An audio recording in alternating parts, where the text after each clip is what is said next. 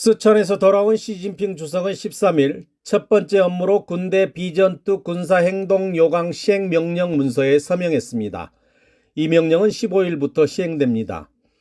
이 때문에 중국 공산당이 대외적으로 전쟁을 일으켜 내부 갈등을 봉합하려는 것 아니냐는 관측이 나오고 있습니다. 신화사는 이 행동 요강이 주로는 군대가 전쟁이 아닌 기타 군사작전을 순조롭게 진행할 수 있도록 법적 근거를 제공한다고 보도했습니다. 일각에서는 전쟁이 아닌 군사작전이란 표현이 푸틴의 특수 군사작전과 흡사하다는 의견도 나옵니다. 이러한 중국군의 작전용 행동 요강의 시행은 웨이펑어 중국 국방부장이 하루 전 샹그릴라에서 열린 아시아 안보 정상회의에서 각국 국방장관들에게 늑대의 으르렁거림 같은 위협을 뱉은 점과도 맞물립니다.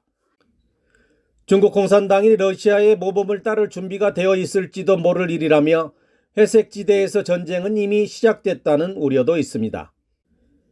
웨이펑어는 대만과의 전쟁을 불사한다는 선전포고 외에도 중공 70주년 열병식에서 선보였던 무기를 사용하는 부대가 창설됐다고 기자들에게 흘리는 방식으로 위협적 언사를 서슴지 않았습니다.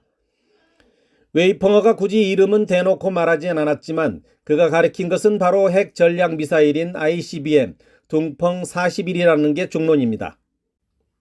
중공은 이 미사일이 세계 어느 곳이나 타격할 수 있다고 선전해 왔습니다. 미국이 대만의 방위를 돕는 데 대해 은근히 핵 위협을 가한 셈입니다. 웨이펑어 발언 다음날 니케이 아시아는 3명의 소식통을 인용, 백악관이 대만 국가안전보장회의 책임자 구리순과 애플 OS 몬테레이를 통해 화상 대화를 할 것이라고 전했습니다. 이번 미 대만 논의의 초점은 미국의 대만에 대한 무기 지원입니다.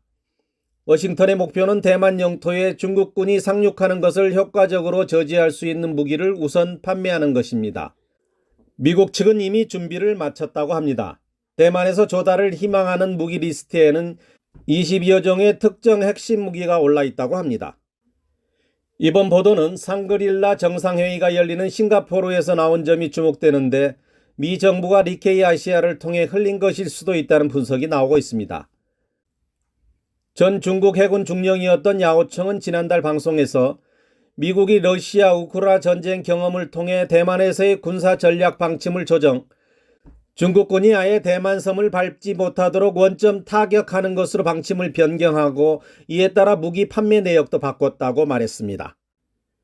야오청은 당시 중공은 제공권과 제해권이 없기 때문에 대만을 향해 미사일을 발사하거나 군함으로 바다를 건너게 되면 대만의 원점 타격을 불러올 가능성이 높다고 판단했습니다. 그렇게 되면 중국군 동부전구, 나아가 중남부 전구의 해군, 공군 전략기지가 파괴될 수 있기 때문에 중국군은 감히 대만 본섬을 침공할 엄두를 내지 못하리라고 봤습니다. 시진핑과 반시파 모두에게 20차 전국 당대회는 생사를 가르는 중요한 순간이기 때문에 외부 세계에서 그들이 어떤 미친 행동을 할 수 있을지 가늠하기란 무척 어렵습니다. 전쟁을 이용해 20차 당대회를 연기하고 집권을 연장할 수도 있다는 견해도 있지만 많은 옵저버들은 반시파 세력이 외국과의 전쟁을 선동하여 시진핑의 군권을 빼앗을 기회를 만들려 할 수도 있다고 봅니다. 그러나 중국 공산당은 분명 전쟁의 규모를 통제하려고 할 것이며 대만섬 공격을 시도하지는 않을 것이라는 의견도 많습니다. 또한 시 주석이 위에서 언급한 군사행동 요강에 서명한 것도 반시 세력에 대한 억지력을 갖겠다는 명백한 의지의 표현이라는 분석도 나옵니다. 시사평론가 장선전은 이번에 시 주석이 서명한 군사행동 요강은 위험과 도전을 예방하고 완화하며 비상사태에 대응하는 데 중점을 둔다라고만 밝힐 뿐 중공 중앙당 총서기로서가 아닌 군사위원회 주석으로서만 명령을 내렸고 중국 공산당을 언급하지 않았다는 점에 주목합니다.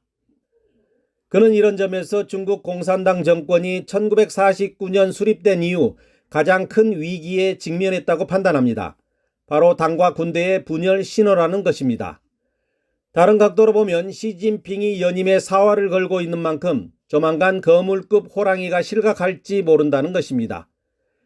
이동시키기에 가장 편리한 공공안전유지부대는 공안무장경찰입니다. 140만의 전체 미군 숫자보다 많은 160만에 달하는 무장한 기동병력입니다. 하지만 시진핑은 칼자루를 우회하여 총대, 즉 군대를 선택했습니다. 이것이 아마도 사고가 일어났거나 일어날 가능성이 높은 분야가 중국 무장경찰을 관할하는 정법 개통일 거라는 추측이 나오는 이유입니다. 내부 투쟁으로 군대를 동원해야 할 정도에 이르러 쌍방이 마지막 한판을 걸어야 할 정도의 큰 싸움이 막바지에 이르렀다는 신호일까요? 이미 인터넷에서는 군대가 전투에 참여함으로써 공산당 전복의 기회가 될 수도 있다는 얘기가 흘러나오고 있습니다. 다음 뉴스입니다. 핀란드의 에너지 및 청정공기연구센터는 13일 통계 보고서를 발표, 러시아와 우크라이나 전쟁 100일 만에 푸틴 대통령이 에너지 수출을 통해 126조 원가량을 벌었고 중국이 최대 구매자였다고 밝혔습니다. 도이치벨레에 따르면 이 보고서는 6월 3일 현재 러시아는 원유 판매로 약 62조 원, 천연가스 약 33조 원, 기타 석유, 석탄 등으로 총 126조 원에 달하는 총 수익을 냈습니다. 지역적으로 보면 EU는 여전히 러시아 가스 및 석유의 주요 구매자이며 러시아 수출의 61%를 차지하는 77조 원 상당의 에너지를 구매합니다. 그러나 국가별로는 중국이 17조 원의 에너지를 구매하는 가장 큰 단일 고객이며 독일이 16조 원, 이탈리아가 11조 원 가량으로 3위입니다. 보고서는 러시아가 우크라이나를 침공한 후 폴란드, 핀란드 등 발트의 연안 국가들이 모두 러시아 에너지 수입을 크게 줄였지만 중국, 인도, 심지어 EU 회원국인 프랑스도 에너지 구매를 늘렸다고 지적했습니다. 진실탐사대 이원선입니다.